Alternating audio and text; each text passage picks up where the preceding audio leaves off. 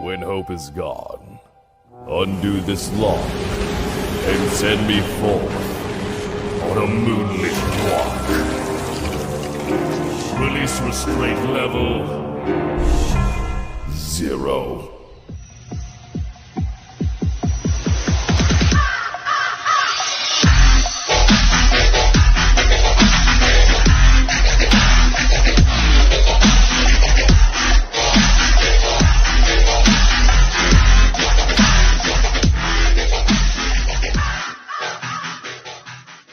Hey kids, wanna see a dead body?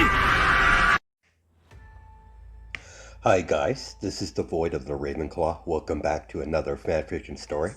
If you like this type of content, smash the like button and subscribe for future videos and updates that I do post on my community tab regularly.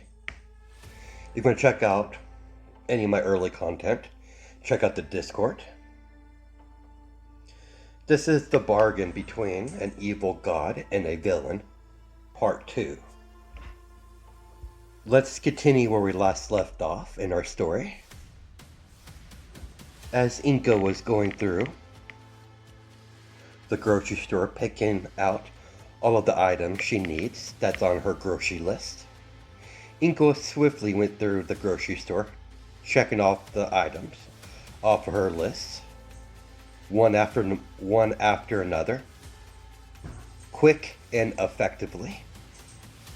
It didn't take Inko long to collect all the items she needed and made her way to one of the open cashiers. Inko quickly paid for her groceries and exited out of the grocery store and began to load up her groceries in her car.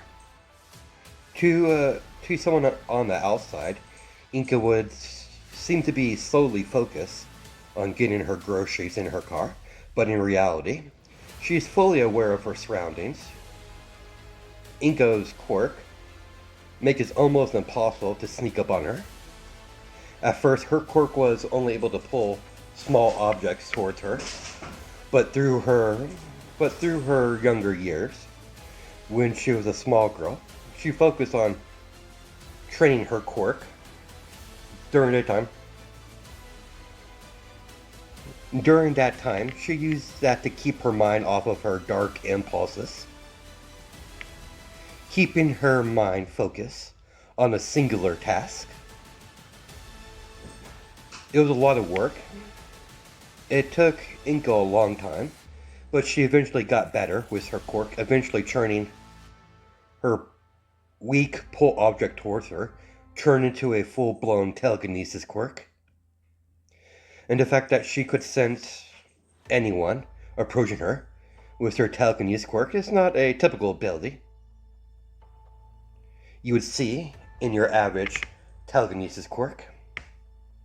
It's just one of the abilities that she unlocked during her training in her younger years. So naturally, she made it home quite safely. As an empath, she could sense people's intentions straight off the bat. So capturing her off guard is a very difficult task. That's what makes her such an effective hunter. Well, very effective serial killer, but a hunter, basically. Izuku noticed his mother just arrived. She clearly just got back from the store, so he proceeded to help his mother like a good son and carry the groceries into the kitchen. Thanks, you're a lifesaver. No problem. With her son's help, putting away all the groceries was quite quick and effective. As mother and son move around the kitchen, with swift calculation, putting the food items away in the most effective way possible without bumping into each other. The way they move was quite in sync with each other. Mother and son are not even noticing how in sync they are moving around the kitchen. Eventually, everything was put away, as Inko decided to get a head start on dinner. It's already becoming 7 o'clock, so she normally makes dinner around 8, but starting dinner about an hour early shouldn't throw off her routine too much. Like most serial killers, they don't they don't like to they don't like to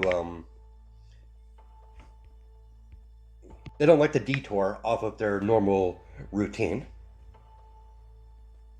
Meanwhile, Izuku was in his room, in front of his whiteboard, or his whiteboards, making a blueprint to the hotel on the whiteboard that he copied from the internet.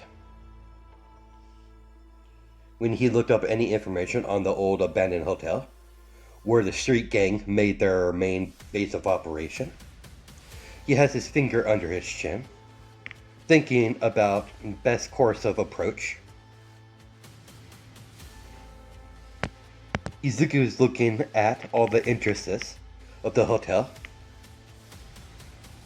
Everything was labeled in different colors, in color marker, that is used to draw on the whiteboard. The green ones signify all of the entrance that's scattered all around the hotel, a part of the blueprints of the building. He recreated on the whiteboard, labeled the basement in a different color where there's a sewer entrance. Izuku could tell the sewer that connects with the hotel is not a small entrance by the blueprints alone. It is most definitely human size. It's most likely a manhole cover that you can see on top of the street that's in the basement that gains access to the sewer.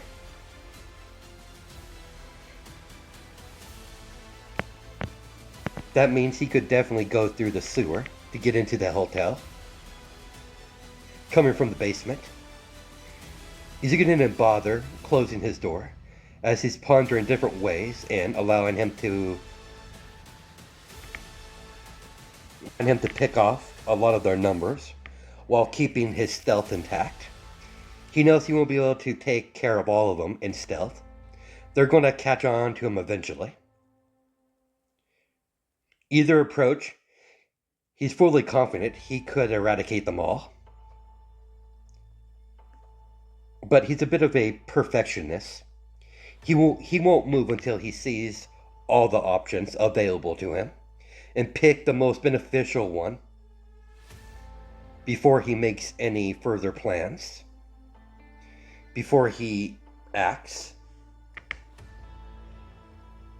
Izuku also needs to stake out the place for a few days to get their patterns, how they move around, who leaves, who stays, who comes.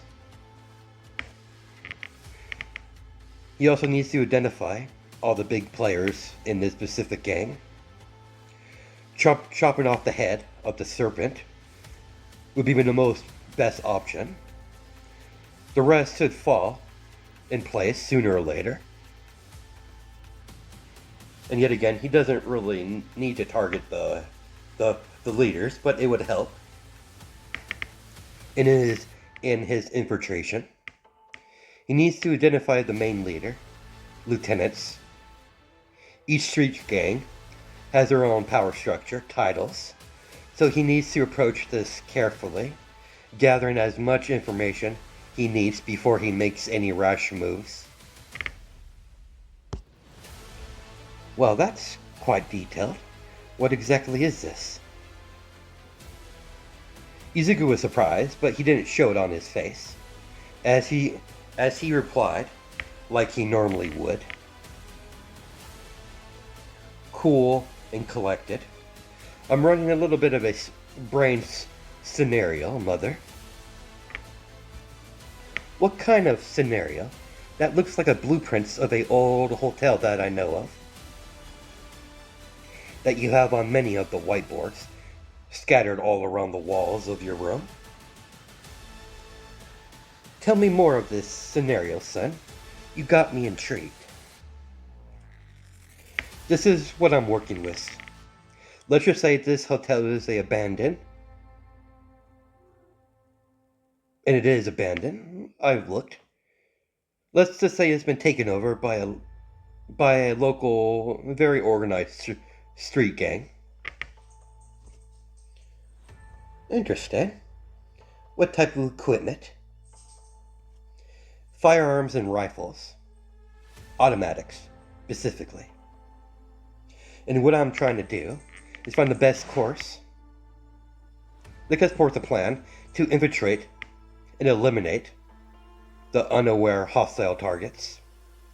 Naturally, in this scenario, stealth can't be guaranteed throughout the whole operation. They're eventually going to catch on eventually. Naturally, they would probably discover a body or two. Take it in this scenario, the numbers of this street gang is quite large. Indeed, let's just say for educational sake, they have around 30 to 40 members in the old abandoned hotel.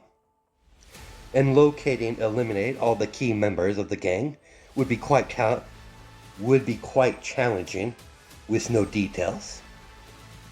True, that would be quite difficult.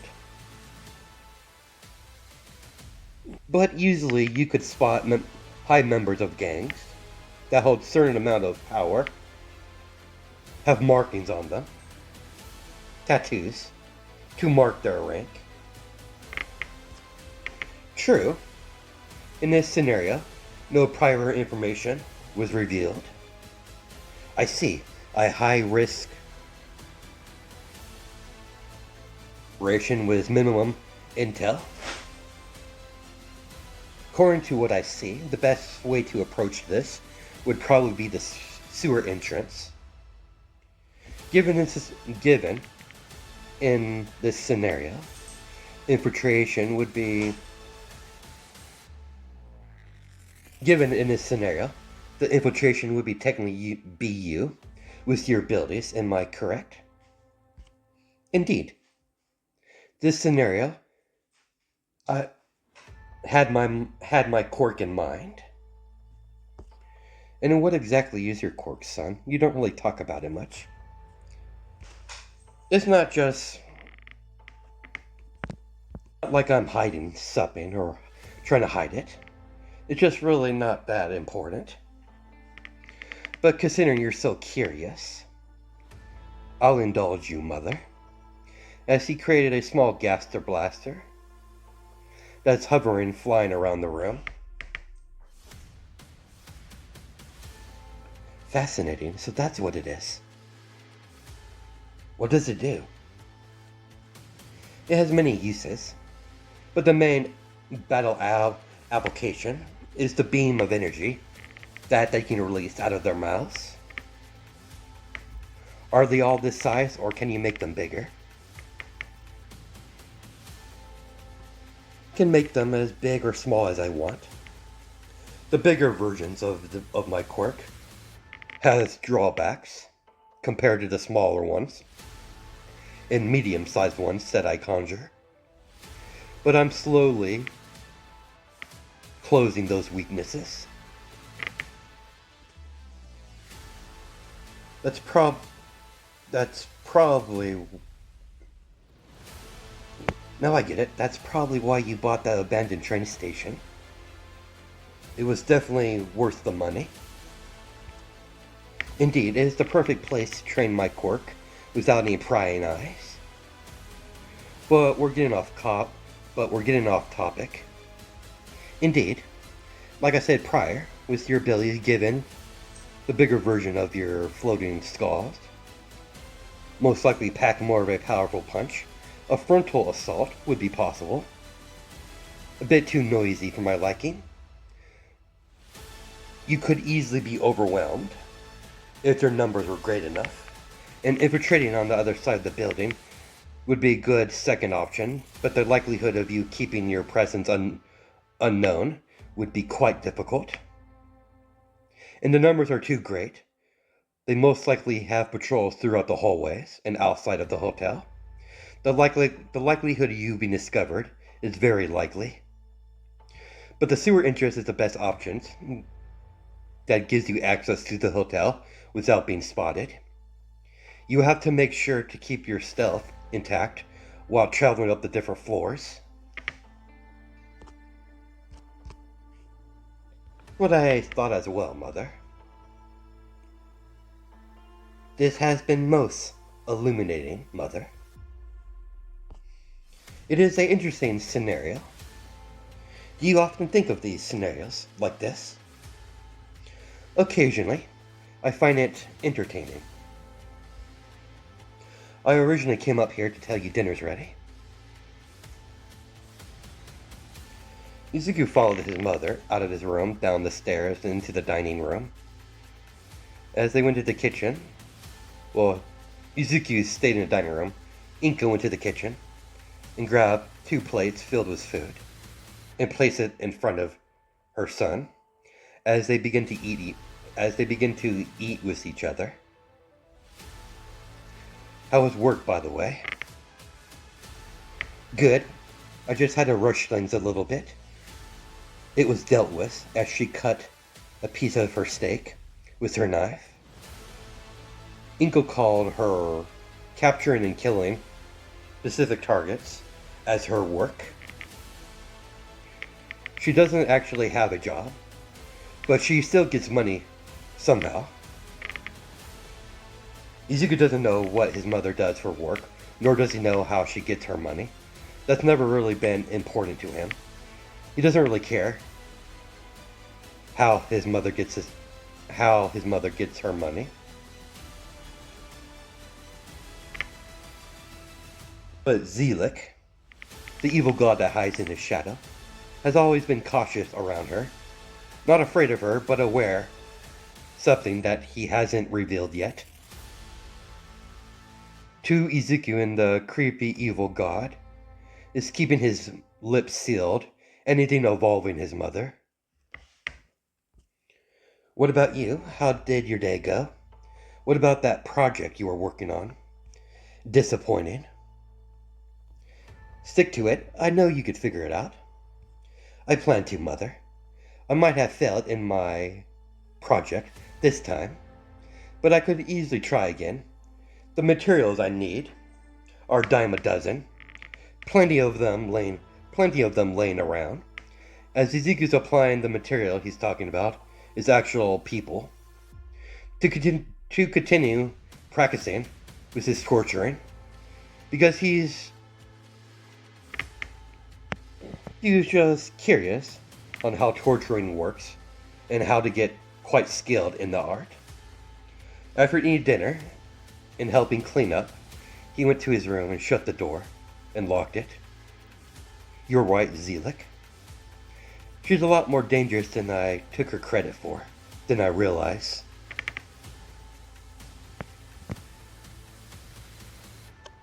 And finally sense it, can you, partner? As Izuku chuckled, it's not hard to miss the slight hint of killer aura that Mother produces. It's faint, easy to miss, if you don't know what you're looking for. Only seen a glimpse of your mother's evil aura. Only reason no one knows yours is because I've been keeping it suppressed. Seriously? It's a simple matter, my boy. And your mother was too interested in your little plan for that hotel. What are you playing at? You don't offer assistance outside of our deal. Having you to discover too soon would be too boring, my boy. Be careful moving forward, partner. If I'm a betting god, I would definitely be careful. You clearly take after your mother compared to your unimpressive father of yours. As he sunk back into Izuku's shadow. Talkative little bastard. Izuku was not one bit bothered by his insult towards his father. He's not any close by the he's not close to the man by any means, but he doesn't hate him. He provides for the family. He's always around when he needs to be. He's always present in important events. So naturally, Izuku holds his father in high respects. Not a powerful man, but a decent, good human being. The complete opposite of himself. Izuku continued to plan and scout the base of operation of the street gang at the abandoned hotel, targeting, disguised as a harmless scenario in his room, disguising it as a harmless fascination, then an actual plan he plans to create so he can curb any suspicion from his mother, but he's not sure if it actually worked or not. Izuku knows he hasn't fooled his mother completely. He knows she suspects he's up to something, but she hasn't tried to confront him yet. He's just continuing his business as usual. End of the week finally came.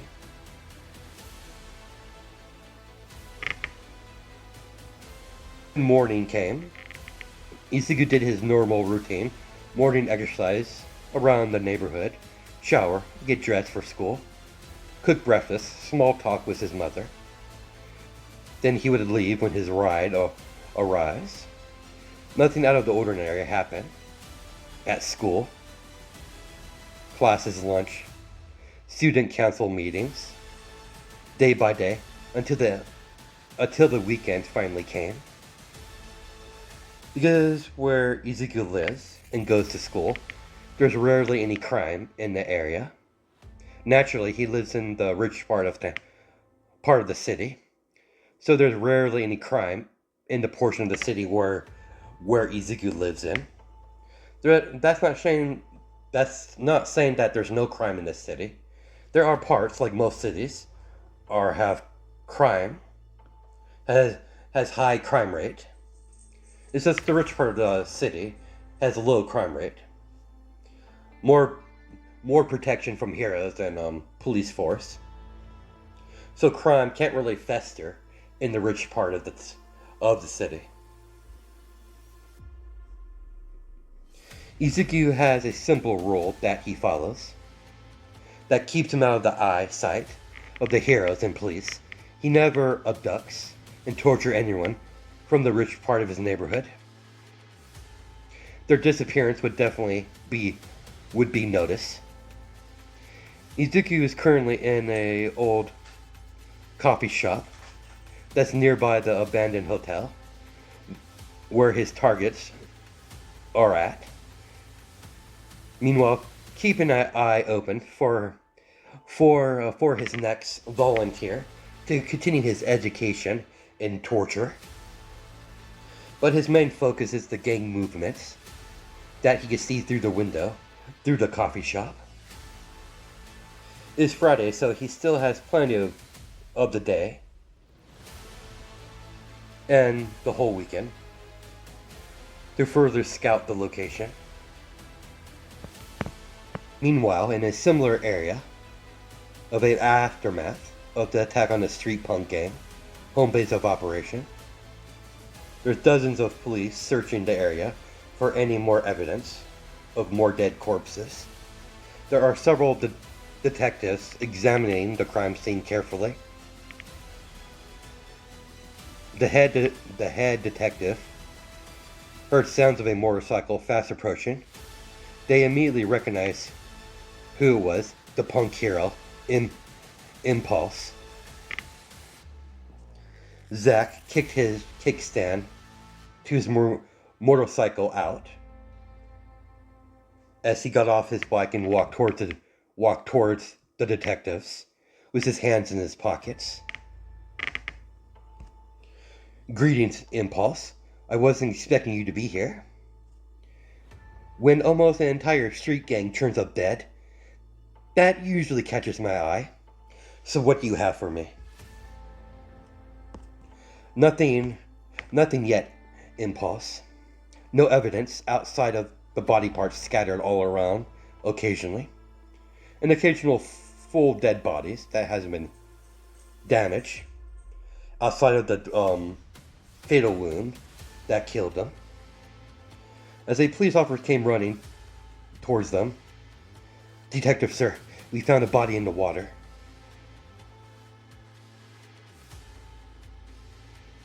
Much like the rest, he's dead. Pull the corpse from the water and don't touch it further. And keep this location secure. Keep this crime scene secured. We can't do much before the eggheads arrive to investigate the dead bodies. Referring to forensics, the blood spider and all that other crime, stuff, but let's continue. Zach, look around the crime scene with focused eyes. Who's ever responsible for this, they're good, really good. What do you mean, Impulse? Look at the crime scene. No evidence, barely any footprints. My instincts are screaming at me. This is not just some average random massacre. They were targeted. It wasn't a fight. This was an execution. Highly doubt any footprints we find here would be belonging to our suspect or suspects.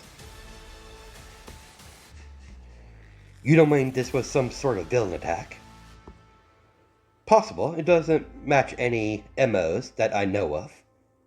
But new villains are always appearing daily.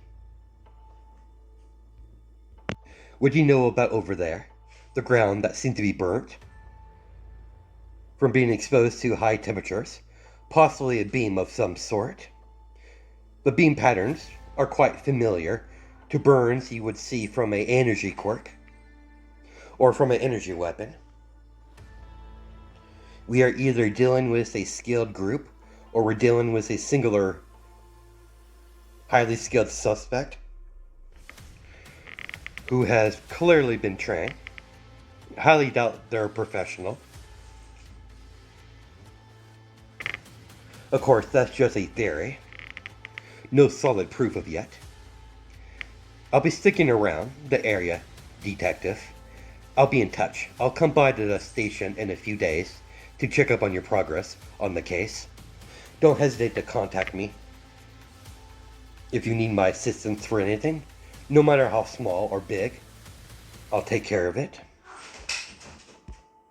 Thanks, Discharge. I'll try to do that. I'll keep you informed of our progress. I'll be in touch. Zach waved him off nonchalantly and head back to his motorcycle and drove away. On the other side of the city, Ziggy was just leaving the coffee shop with his hands in his pocket.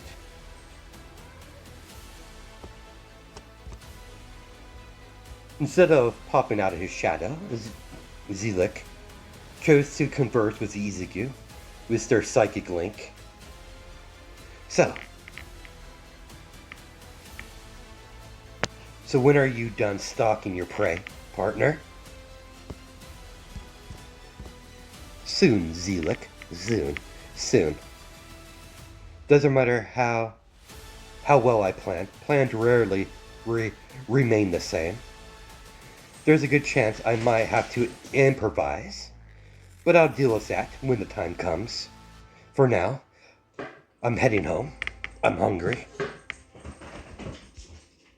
The moment Izuku went inside his house, he noticed his mother in the living room watching the news, as there was a very familiar scene on the television as Izuku's watching the news report of his handiwork when he targeted the street punks gang that he massacred a little bit ago.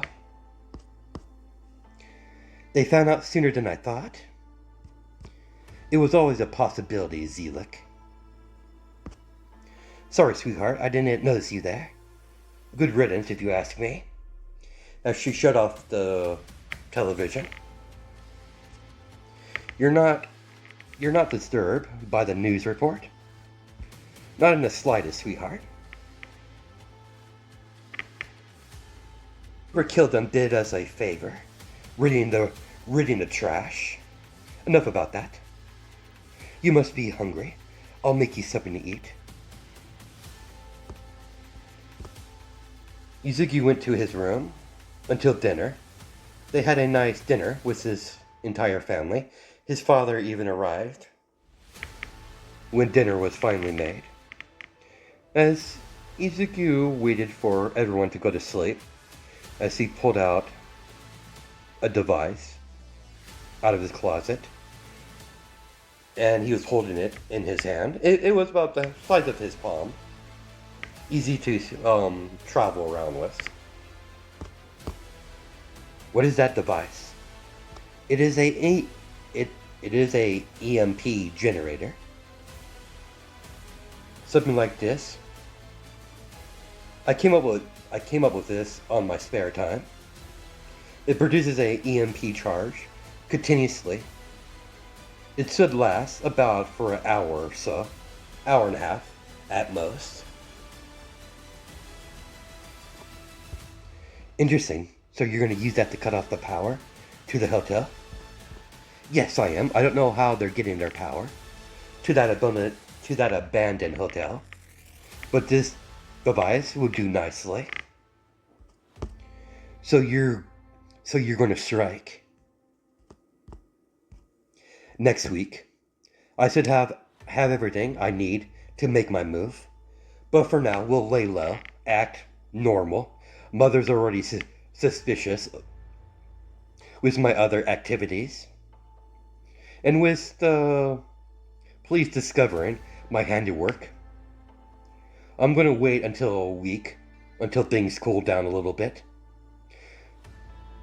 The last thing I need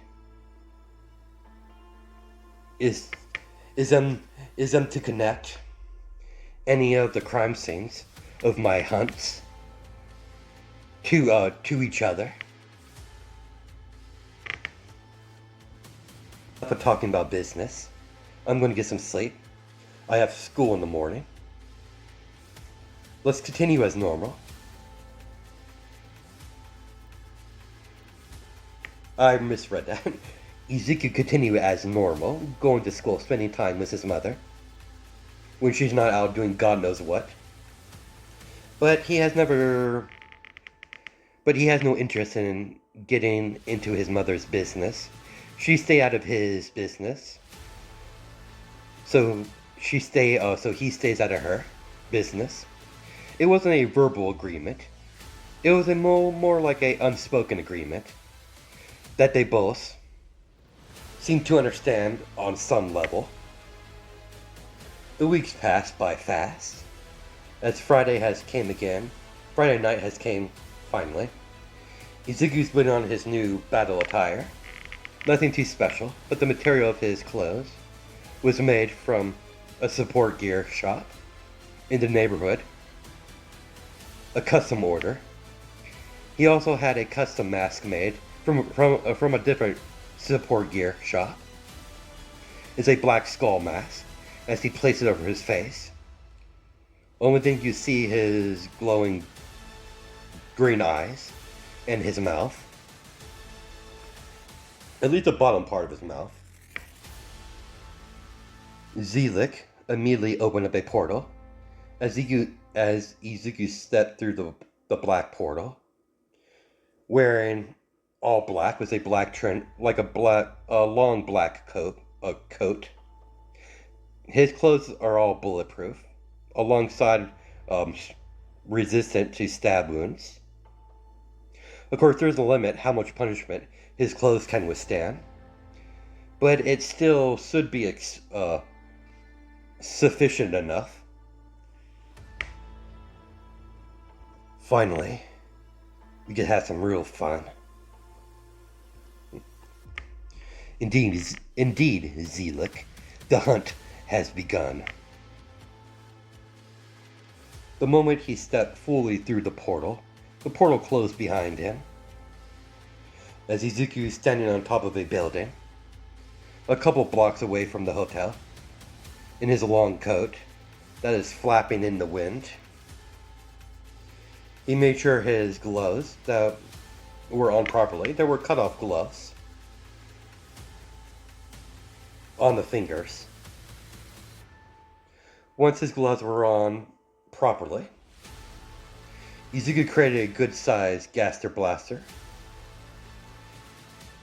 As he stepped onto the head, as the Gaster Blaster fly towards the location of the hotel, Wiz Izuku has his hands behind his back, standing on top of the skull. The moment Inko felt her son was gone from the house, she immediately got up and started to head towards his room, seeing he's not there. As she pulled out her gear out of her secret spot in the house and started getting dressed in all black. As she plays her singular black mask with only eye holes that be seen. As she left the house in the shadows, trying to locate her son,